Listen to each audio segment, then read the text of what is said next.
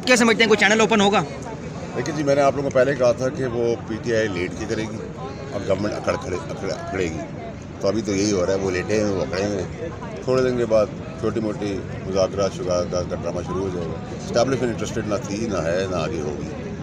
ये बड़ी क्लैरिटी रखें। और हर आदमी यही बेच रहा है कि मैं बात करा देता हूँ। तो अब बातचीत का अभी तो मेरा अलग है। बाबू साहब, इमरान खान की रिहाई कब देख रहे हैं? इमरान खान साहब की रिहाई को किस हद तक देख रहे हैं कि कितने अरसे बाद? 8-10 महीने तो मुझे कुछ ऐसा नज़र नहीं आता। और फवाद चौधरी साहब, मरवर साहब भी आपने कहा वो मेरी पार्टी से हैं। फवाद चौधरी साहब इस वक्त किस पार्टी से हैं? देखिए, मेरी पार्टी से मेरा मतलब ये था, वो कल स्पिन हुई है बात, लेकिन मुझे कोई फ़र्क नहीं पड़ता। मरवर एक अच्छा आदमी है, क्राउड पुलर है, उससे दुश्मनी पीटीआई कर रही है।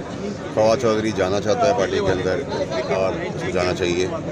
और मेरे ख्याल से एक फॉरवर्ड ब्लॉक आ रहा है, एक पुराने लोगों की शक्लों में वापस लोग आ रहे हैं। ये सब चीज़ें आपको जल्द नज़र आएंगी। और पीटीआई एग्जिस्टिंग जो है, जो कॉम्प्रोमाइज़, जो लेटी हुई है, जो मुनाफिक है, जो चोर है, जो बेईमान है, जो ड्रामेबाज है, जो एक्टिंग करती है, उनके लिए मुश्किलात PTI versus PTI versus PTI versus PTI versus PTI. और ये मैं आपको 1 साल पहले से कह रहा था। सर, क्या ईद के बाद एहतजाज का ऐलान किया जा रहा है कि पीटीआई ईद के बाद एहतजाज करेगी? ये आज है 18 तारीख, लिख लीजिएगा अपने पास। ना एहतजाज होगा, ना धरना होगा, ना मरना होगा, ना डी जॉब होगा, ना कोई ड्रामेबाजी होगी। ट्रम्प कार्ड से प्ले कार्ड जैसे होते रहेंगे, आपके पास तस्वीरें खिंचाते रहेंगे।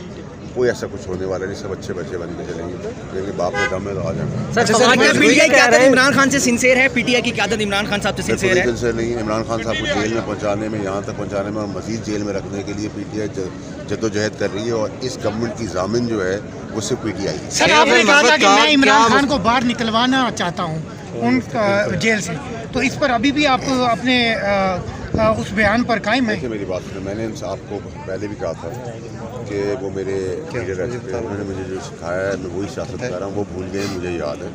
और अगर रात के 3 बजे भी अगर मैं उनको एक पानी का खतरा भी कर सकता हूँ, 3 बजे भी वो मुझे बुलाएंगे। मुझे ना उनकी पार्टी में जाना है, ना मुझे उनसे कुछ चाहिए। अगर उनको मुझसे कोई, अगर मैं चीज़ की हैसियत रखता हूँ, कोई भी मामूली सी चीज़ की भी, वो 3 बजे भी रात को बुलाएंगे तो मैं हाजिर हूँ। क्या फजलुर रहमान साहब अपोजिशन को कोई फेवर दे सकते हैं?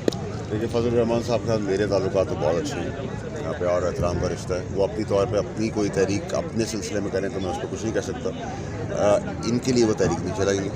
और अगर ज़रूरत पड़ी और ऐसा कोई मौका आ गया तो मैं कभी मुफाद के लिए उनके पास गया नहीं, उनको बता के आया था।